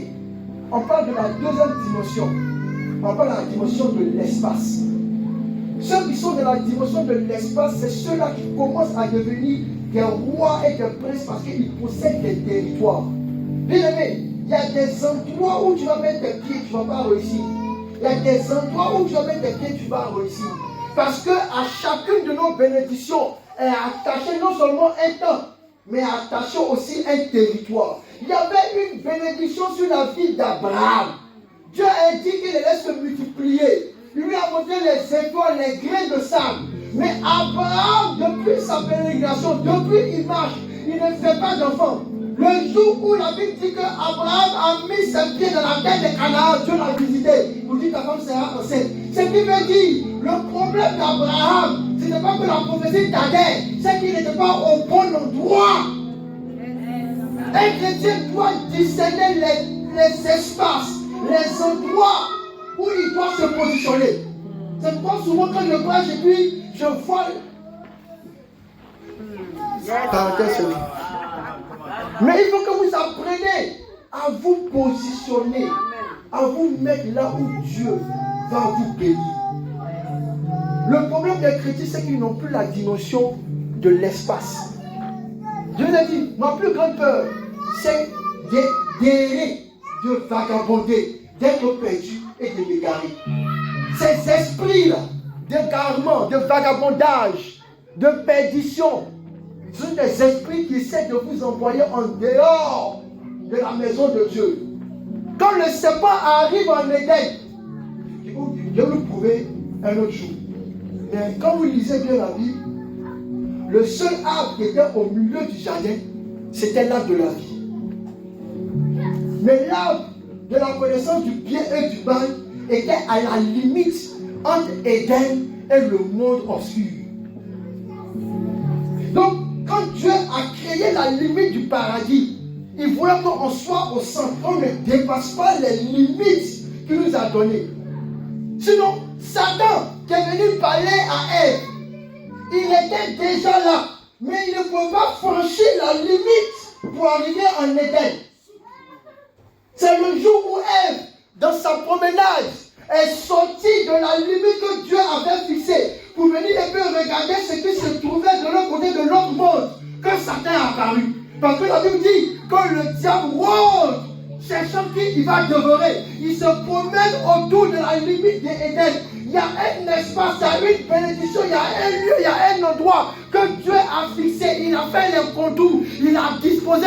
Ne sors pas. Dès que tu franchis le bas, tu rentres sous un autre règne, sur une autre puissance. C'est pourquoi ceux, en tant que chrétiens, qui maîtrisent le mystère des espaces, ils comprennent l'importance des hôtels. Parce que Dieu se déplace sur des hôtels. Quand chaque fois que vous lisez la Bible et que Dieu arrive à se présenter à un de ses enfants, il dit, enlève tes sandales. Le lieu sur lequel tu te trouves est un lieu saint. Pourtant, il y a 2 minutes, ce n'était pas encore saint. Vous devez identifier tous les endroits que Dieu a bénis pour votre provision. Dieu a béni pour votre héritage. Bien aimé, il y a un endroit que Dieu a déjà fixé pour toi. En tant que chrétien, vous devez le connaître. On appelle ça la dimension de l'espace. Dans la Bible, c'est pourquoi la Bible dit maintenant que quand tu connais la dimension de l'espace, tu te dis, ah, Dieu m'a donné un petit espace. Mais après, quand tu grandis, pareil que pour le temps, tu comprends que Dieu a une prophétie où il dit, élargis ta tente.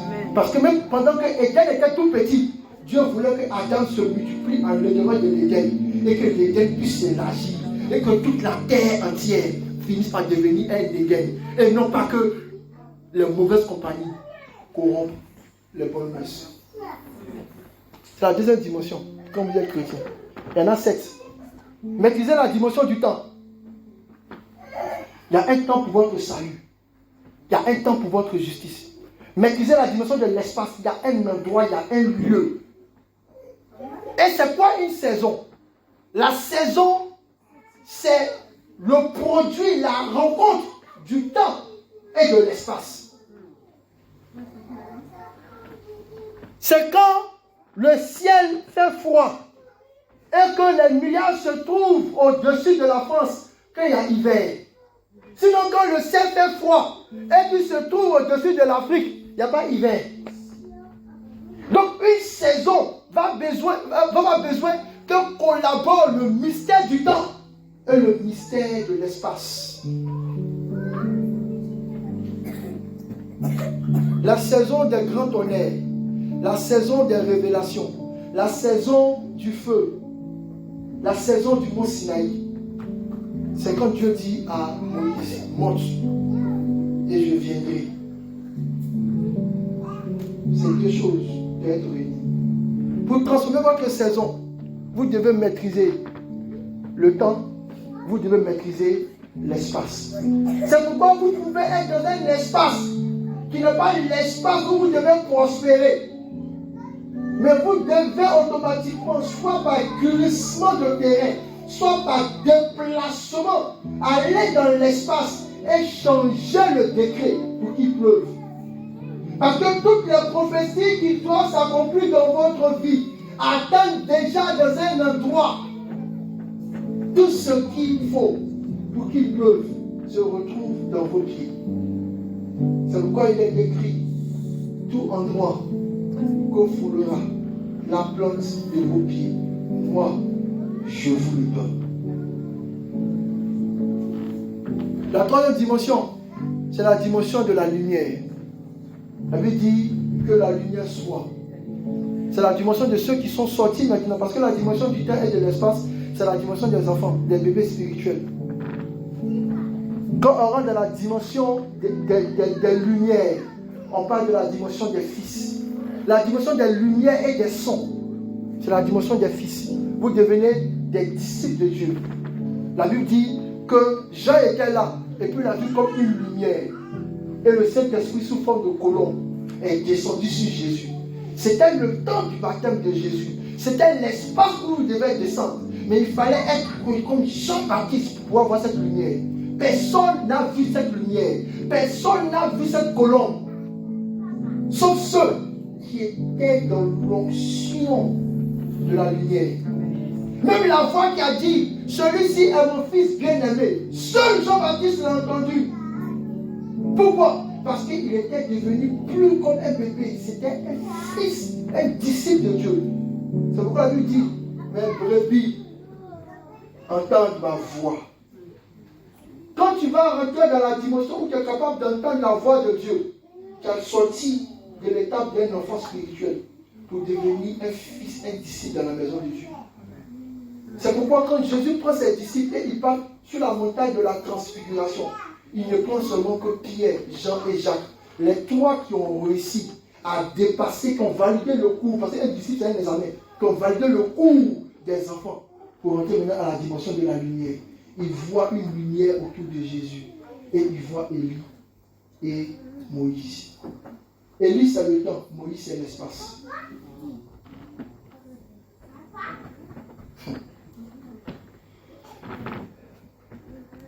La dimension du son et la dimension de la lumière, c'est les deux dimensions dans lesquelles vous devez pénétrer pour devenir des fils. Il y en a 7, il y en a 4.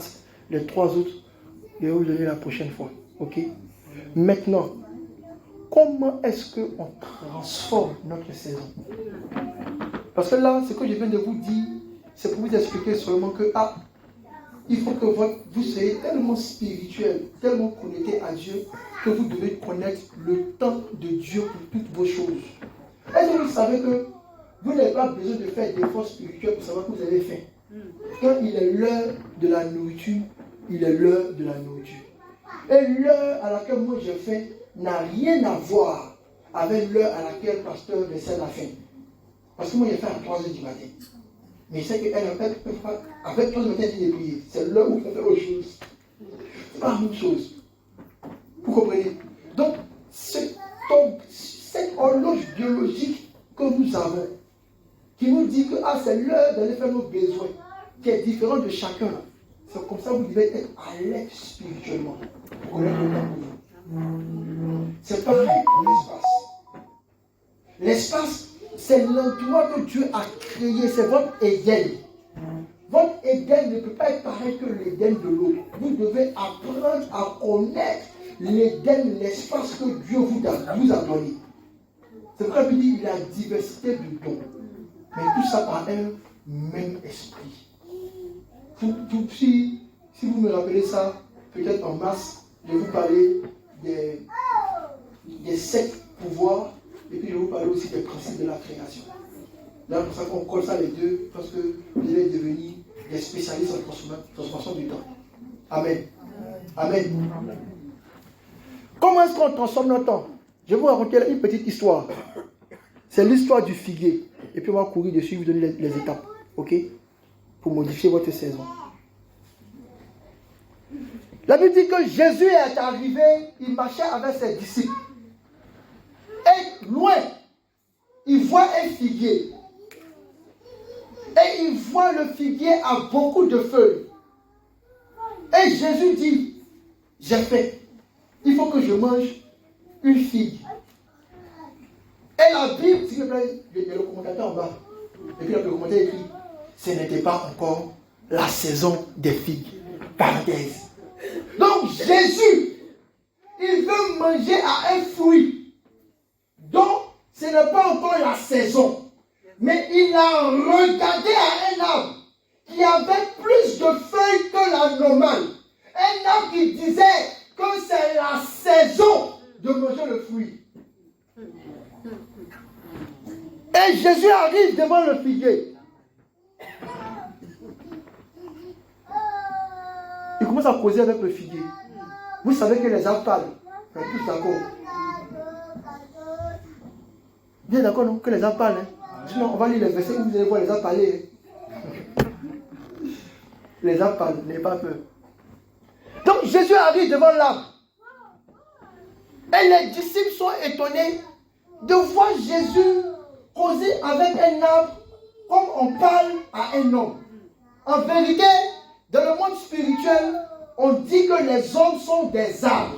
C'est pourquoi quand Jésus avait donné la vue à ce monsieur qui était aveugle de naissance, en prenant l'eau et la terre, les éléments, tout qu'il faut travailler pour restaurer les organes. Parce qu'on appelle les éléments la dernière fois, l'eau, le feu, tout ça, ok? Parce que l'œil est constitué. L'eau forcément guérisseur, c'est pas bon. Parce que la Bible dit que quand Jésus a prié pour les disciples, il dit allez guérissez-les. Donc il a montré les méthodes de guérison. J'ai fait une parenthèse ouverte. Si quelqu'un a un ulcère, à moins que ce soit par recommandation du Saint-Esprit, ne priez pas avec pour lui en utilisant de l'huile. Parce que l'ulcère est un feu qui touche à un organe. Pour que vous puissiez le guérir, soit vous utilisez l'élément eau, soit vous utilisez l'élément terre.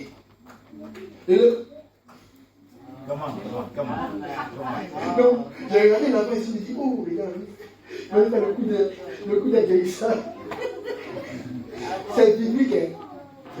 On est d'accord, hein? Donc Jésus prend la terre et la boue. Pourquoi Jésus prend la terre et la boue? Parce que quand Dieu doit créer, quand Dieu doit créer les organes, quand Dieu doit restaurer le paralytique, en fait, il a besoin de travailler avec les éléments de la création. La Bible dit qu'il a pris, il a amassé. Vous savez qu'Adam ne pouvait baptiser de la terre. La Bible dit que quand Dieu créa Adam, il y a une vapeur qui montait du ciel. Donc Adam a été baptisé. C'est pourquoi il dit toujours aux chrétiens, pour rentrer en Éden, la première condition c'est le baptême. Parce que quand vous lisez bien la Bible, Dieu a créé Adam sur la limite de Éden. Quand il a été baptisé, maintenant Dieu l'a fait rentrer dans Éden. Donc il prend la boue et sa salive qu'il mélange, qu'il met sur les yeux du monsieur. Il lave son visage. Jésus lui dit, que vois-tu? Il dit, je vois des âmes. Il dit, non, je me suis trompé. Jésus lui revient, il lave encore son visage. Il dit, que vois-tu? Il dit, je vois les hommes. Il dit, c'est très bien. Parce que réellement, dans le monde spirituel, les hommes sont des âmes. C'est pourquoi quand la Bible parle de l'arbre de la vie, elle parle de Jésus en personne qui est planté en Éden. C'est pourquoi en Éden, il peut y avoir Satan. C'est pourquoi l'arbre de la connaissance du bien et du mal. Parce qu'il y a des jours où Lucifer fait le bien, mais il n'est pas le bien. Et il y a des jours où il fait le mal, mais il n'est pas le mal. Qui se trouve à la lisière. C'est compliqué, c'est qu'ils disent pas compliqué. Hein. On est sur. Vous êtes grand maintenant, donc on va travailler les dimensions du temps et des saisons. Parce que bon, on va modifier. Hein. Pour pouvoir modifier, il faut que ça pousse. Hein. Donc Jésus parle à l'arbre. Il parle au figuier. Figuier! Mais j'ai eu faim. Je voulais manger une figue. Où est la figue? Figuier lui dit, mais ce n'est pas la saison de la figue. Il dit, mais pourquoi tu as toutes ces décorations, toutes ces feuilles? Et puis moi j'ai fait, moi je suis Jésus, je n'ai pas besoin d'une saison. Donne-moi un fruit que je mange. Parce que de tous les miracles que Jésus a fait, c'est le figuier qui a refusé que Jésus fasse un miracle. Jésus voulait que le figuier pousse un fruit hors de sa saison. Tu as la puissance de faire pousser une bénédiction hors de sa saison. Et si l'arbre te résiste, c'est pourquoi Jésus lui a donné une parole. Il lui a dit, sèche et meurs. Parce que tu as refusé. Parce que le miracle, c'est pas un miracle. Un miracle, c'est Dieu qui vient, qui intervient dans l'espace-temps et dans l'espace et le temps pour changer la loi. Parce que quand il y a le temps et l'espace, il y a des lois. Nous, on est sur la terre, alors des gravités. Mais Jésus, il marche sur l'eau. C'est un miracle. Pourquoi? Parce qu'il a changé et il a renversé la loi qui dit que si on marche dans l'eau, on tombe. Et en tant que chrétien, vous avez la force, l'énergie, la puissance de regarder un figuier hors de sa saison et de lui imposer de pousser. Le figuier, c'est ce qui s'est passé en fait. Jésus vient de combiner une parabole. La Bible dit dans le livre de Nathan. Qui c'est où?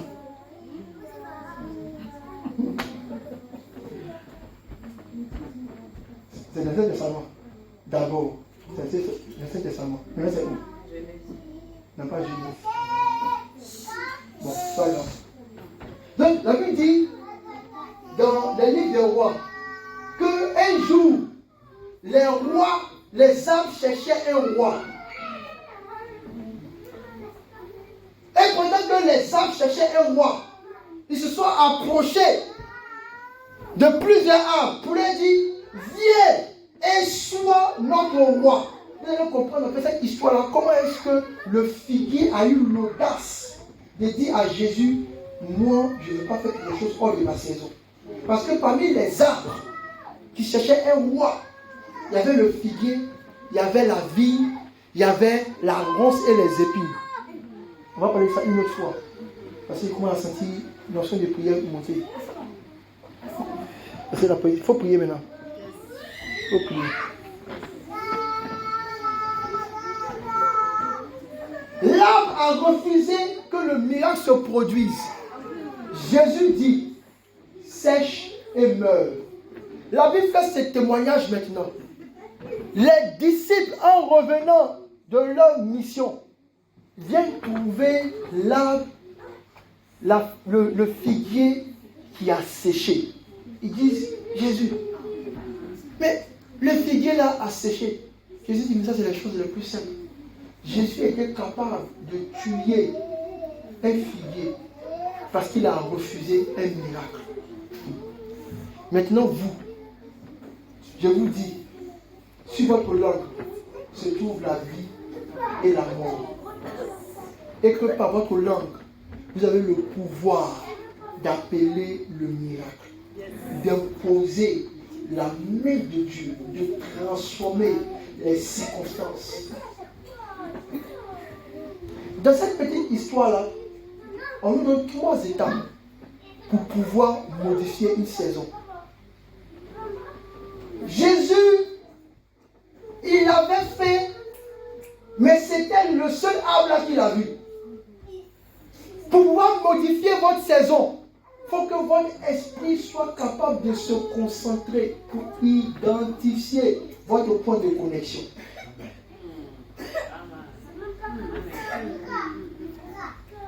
Quel sera mon point de contact pour que le miracle se produise? Si vous ne l'avez pas identifié, ça sera difficile de changer votre saison. Exemple concret.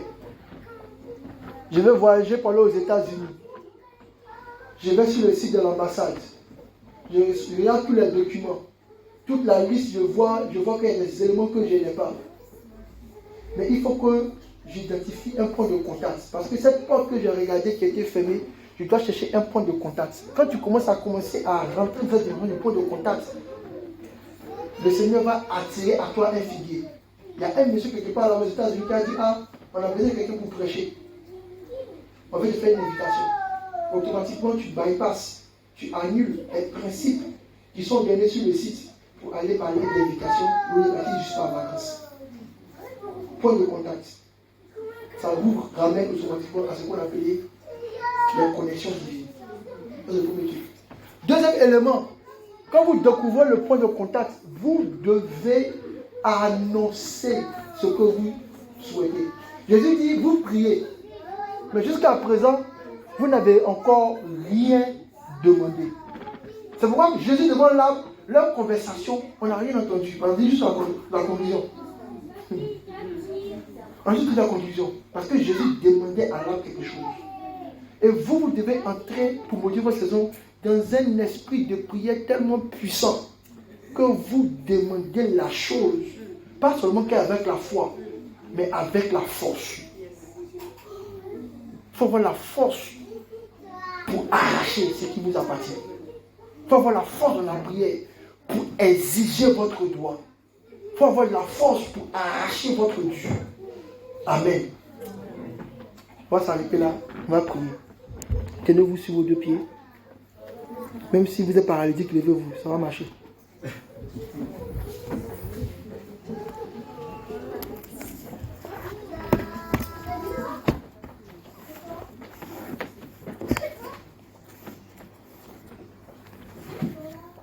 Mets ta main sur ton cœur, dis Seigneur Jésus. Seigneur Jésus, J'ai besoin de toi. j'ai besoin de toi.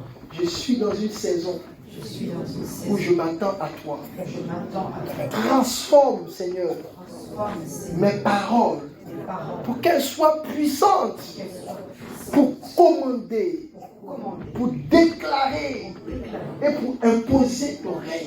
poser ton règne. Seigneur, donne-moi Seigneur, donne-moi d'avoir les yeux d'avoir les pour voir pour discerner les temps qui sont fixés pour ma saison. Seigneur Jésus, j'ai besoin de ta force. J'ai besoin de ta force. Accorde-moi la puissance et donne-moi le pouvoir sur les espaces et les temps.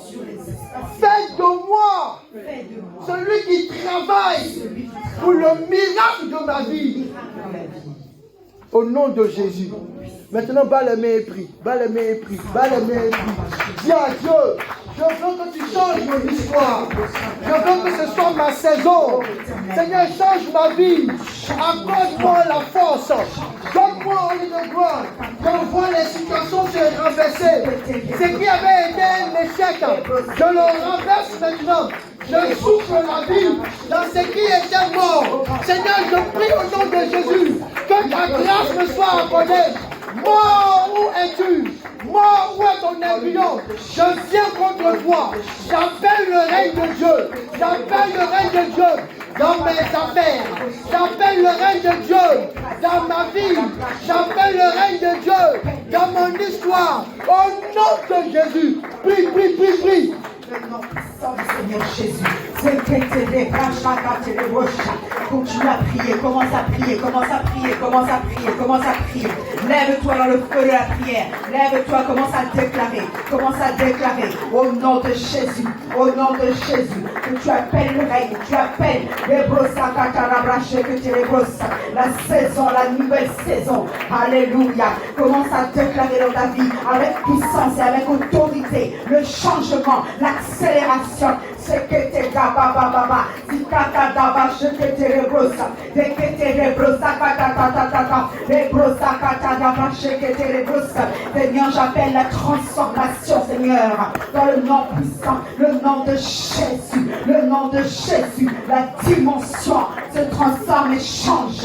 Les brassa, kata, les broches, les brossa, dans le nom puissant, le nom de Jésus-Christ de Nazareth. Les brassa, kata daba, dis que commence à taper les mains, commence à taper les mains, commence à taper les mains, commence à taper les mains. Tu rentres dans cette dimension, tu rentres dans cette dimension. Au nom puissant du Seigneur Jésus, tu demeures maintenant dans cette dimension. Au bacha, que les brochas, la baba, si que les brochets, que les brochas, les brochas, kaka, les basa, les brochets, les brochas. La dimension spirituelle, au bacha, kaka, la bache.